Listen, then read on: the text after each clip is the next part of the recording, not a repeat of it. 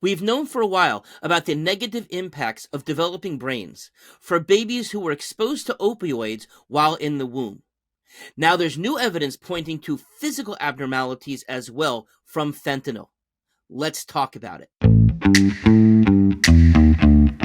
Hey everybody, it's Dr. David. Hope you're having a great day out there. Today I'm going to be talking about what's being considered a fetal fentanyl syndrome. Okay, now in my many years as a pediatrician, and especially during my time at Tampa General Hospital in the mid to late 90s, where I spent many a night and many a week and a day in the neonatal ICU, where I was constantly seeing babies who were suffering from different types of substance abuse, that from exposure while they were in the womb.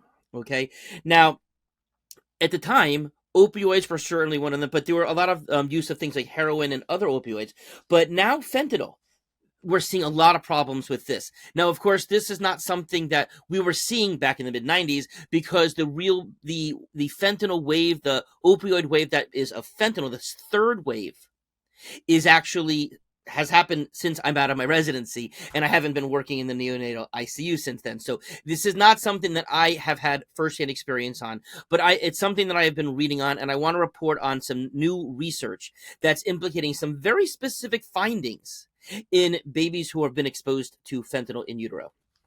Okay, now first of all, as I had mentioned before, there have been several waves of opioid addiction, opioid crises in our country.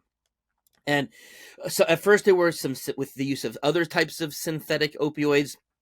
And then there was a second wave that was more about heroin use. And now this most recent one relative to the synthetics again, and in particular fentanyl, which of course we've heard so much, and just how devastating that this has been to some communities, especially in smaller rural communities. But this is certainly a national problem. Okay.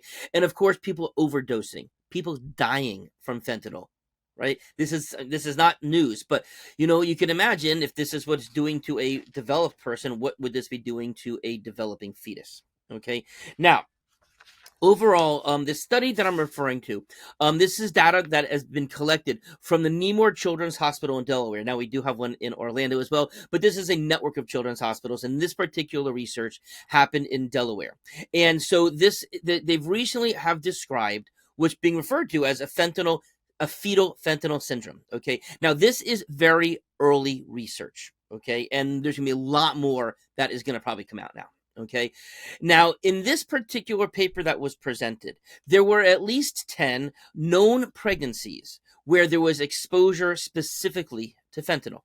Okay, there's actually a few more cases that they've actually think is there, and of course, there's gonna more than likely become many more now that there's awareness that this is happening. Okay, now of this, they made sure that all of these babies, they verified that none of them had any genetic syndromes that could also cause some of these both physical as well as developmental findings.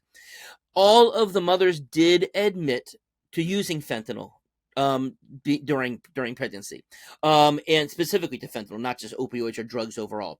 And the babies themselves tested positive after birth for fentanyl. Again, not other types of drugs, specifically for fentanyl. Now, also, it was suspected, but needs to be more research, that these babies were exposed to quite a bit of it, high doses of it.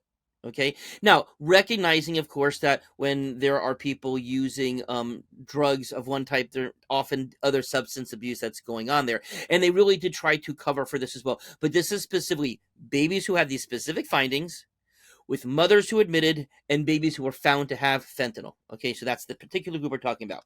Now, besides having cleft palates and small heads, those were the two most obvious things, because that's something you can see right out of the way when the baby emerges from the womb. But also small bodies. Okay. In addition, they had very specific facial features. An upward shaped nose, drooping of their eyelids, smaller lower jaw, we call micrognathia. Okay.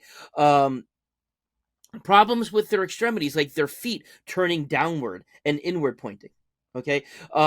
They also had webbed middle toes, like they would be fused together with as opposed to obviously the spaces that's supposed to be between them.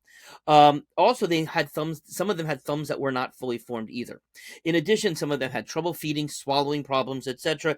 And there were also genital abnormalities found in most of the boys.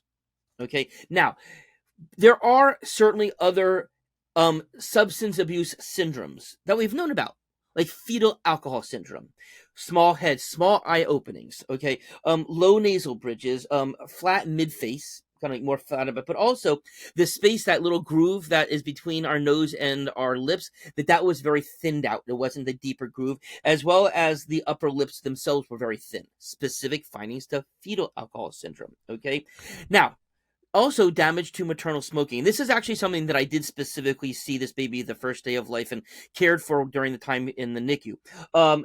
With scarred placentas, very restricted damage to the blood vessels that led to the inability of the placenta to properly deliver nutrients as well as oxygen to the developing fetus. Okay, and this would often lead to what we call intrauterine growth retardation.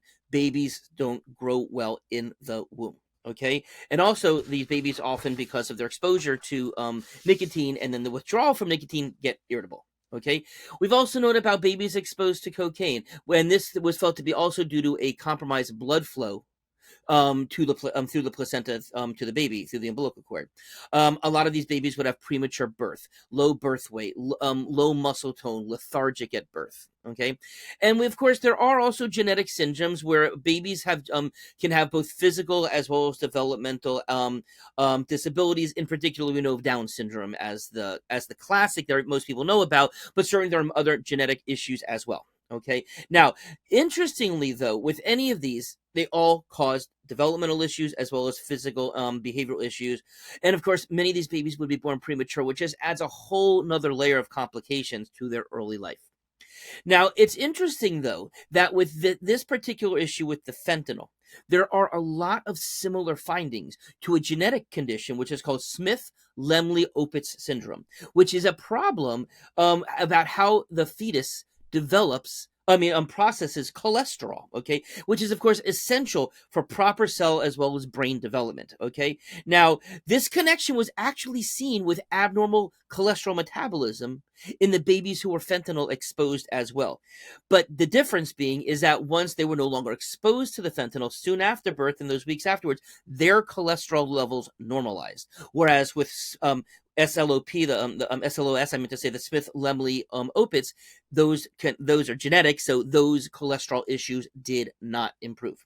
Okay, now overall, what's my overall take of it? So, again, data regarding all of these different substance exposures well known, and that is for a while now, we are seeing less of these problems. Women now know, don't smoke during pregnancy, don't drink during pregnancy, etc. Because these are, terrible for people to be using those kind of things all the time because with the negative impact it has on their body, but of course even more so with pregnancy. But let's face it, if a woman is knowledgeable, is educated, that's, if there's ever a time in their life they're going to try to be more healthy, it's when they have a fetus, right? They don't want to have a negative impact on their baby.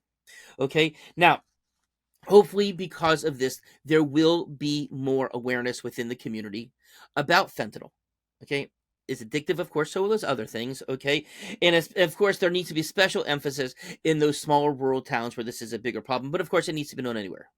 The other thing about this is that the more it gets known, the more physicians who work with newborns and pediatricians who work with to be aware that this syndrome can occur in the first place. So if this exposure is there, we know what to look for.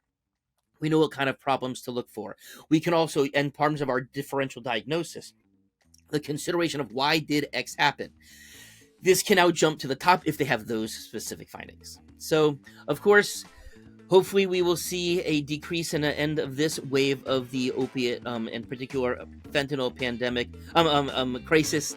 But at the same time, it's good to have awareness too. All right. So have a nice day.